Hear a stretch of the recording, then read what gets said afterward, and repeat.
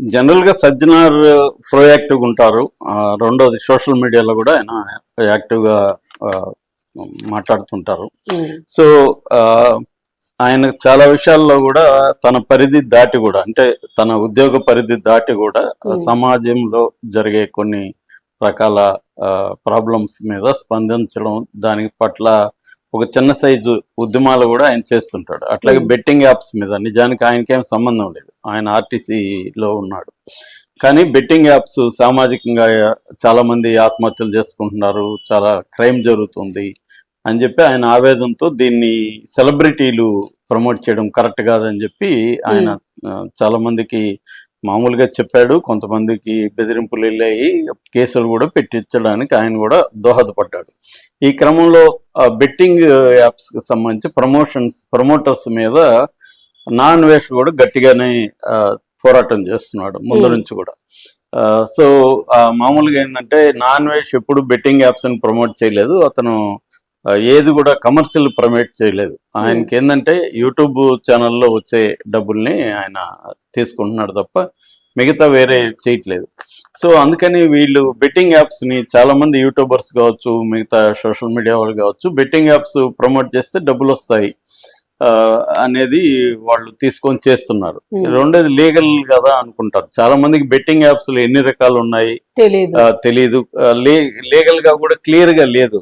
అవేంటంటే state loss ఒకటి ఉంటాయి, నేషనల్ లాస్ ఒకటి ఉంటాయి. ఏ స్టేట్ లో ఏమి లాస్ ఉన్నాయి అవన్నీ ఇంప్లిమెంట్ అయితే గానీ తెలియదు. అలా కూడా చాలా జరిగింది. దానివల్ల ఇటు అన్వేషు ఇటు సజ్జనార్ ఇద్దరు కూడా దాని మీద పోరాటం చేపట్టి కొంతవరకు గవర్నమెంట్స్ కూడా రంగంలోకి దిగి దాన్ని మామూలుగా ఆన్లైన్ ఫెన్సింగ్ అంటారు. ఆన్లైన్ ఫెన్సింగ్ అంటే ఈ రాష్ట్రం పరిధిలో కానీ బెట్టింగ్ యాప్ ఓపెన్ అయ్యి కానీ ఇమీడియట్ గా వాళ్ళకి సిగ్నల్ వెళ్ళిపోతుంది అనమాట సైబర్ సెల్ కి. సో ఎవరు చేశారు ఏంటి లొకేషన్ బట్టి వాళ్ళు ఫైండ్ అవుట్ చేస్తారు. అటువంటి కొన్ని మెజర్స్ పెట్టారు. అట్లాగే సెలబ్రిటీలు ఎవరు కూడా ప్రమోట్ చేయొద్దని కూడా చెప్పారు. దానివల్ల కొంతవరకు కంట్రోల్ అయిందని చెప్పచ్చు. అందుకని సజ్జనార్ అప్పుడు నాన్వేష్ కి తో మాట్లాడాడు, నాన్వేష్ అభినందించాడు.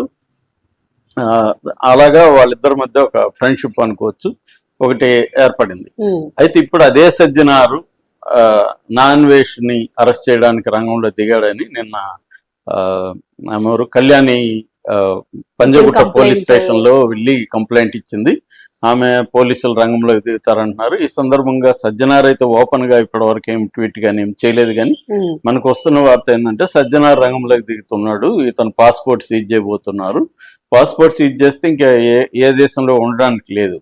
తర్వాత ఆ దేశాలతో మనకి ఇంటర్పోల్ ఉంది, ఇంటర్పోల్ తో కాంటాక్ట్ చేసి ఆ దేశాలను ఏ దేశంలో ఉన్నా అతను పట్టుకురావడం పెద్ద విషయం అయితే కాదు. ఎందుకంటే ఇప్పుడు ఆల్రెడీ విహెచ్పి విశ్వ హిందూ పరిషత్ వైజాగ్ లో కంప్లైంట్ ఇచ్చారు, తెలంగాణలో కూడా చాలా చోట్ల ఇచ్చారు. రీసెంట్ గా కరాటే కళ్యాణ్ ఆమె బీజేపీ నాయకురాలు ఆమె పంజగుట్లో కంప్లైంట్ ఇస్తే పంజగుట్లో బిఎన్ఎస్ భారతీయ న్యాయ సంహిత 352, 79, 299 ఈ 3 సెక్షన్ల కింద పెట్టారు. అట్లాగే ఐటీ యాక్ట్ 67 పెడుతుంటారు జనరల్ గా, ఇలాంటివి ఐటీ యాక్ట్ కింద కూడా పెట్టారు. అంటే సమాజంలో ఒక మత ధర్మాన్ని కించపరిచి చాలా మందిని ఇచ్చేయడం, సమాజంలో ఒక మత ఘర్షణలకు దారితీసే విధంగా ప్రవర్తించడం, వివిధ వర్గాల మధ్య గొడవలు పెట్టే విధంగా ప్రవర్తించడం, ఇలాంటి దీంట్లో అతని మీద కేసులు ఉన్నాయి. కాబట్టి ఇప్పుడు ఎఫ్ఐఆర్ కూడా నమోదైంది. కాబట్టి డ్యూ ప్రాసెస్ ఏంటంటే అతని ముందుగా పాస్పోర్ట్ ని రద్దు అంటే ఫ్రీజ్ అంటారు, ఫ్రీజ్ చేస్తారు. ఫ్రీజ్ చేసినప్పుడు ఇంకెక్కడ కూడా పాస్పోర్ట్ చెల్లదు. నెక్స్ట్ స్టెప్ ఏంటంటే అతను ఏ కంట్రీలో ఉన్నాడో చూసుకొని ఆ కంట్రీలో నుంచి చేయడం. ఇప్పుడైతే నిన్న కంబోడియాకు వెళ్ళినట్టుగా తెలుస్తుంది. కంబోడియాలో అతను వాంకర్వాట్ టెంపుల్ మీద వీడియో పెట్టాడు. అలాగే ఈ మధ్య సెంటిమెంటల్ గా వాళ్ళ అమ్మ వాళ్ళ నాన్న వాళ్ళ వీడియోలు పెడుతున్నాడు వరుసగా. నిన్న కూడా అమ్మకు సంబంధించి ఆమె ఏ పిండి వంటలు చేసుకొచ్చింది, తల్లి ప్రేమ అంటే ఎలాగా ఉంటది అన్నట్టుగా ఆయన పెట్టాడు. దాని కింద కామెంట్లు చాలా ఘోరంగా ఉన్నాయి. వాళ్ళ అమ్మను కూడా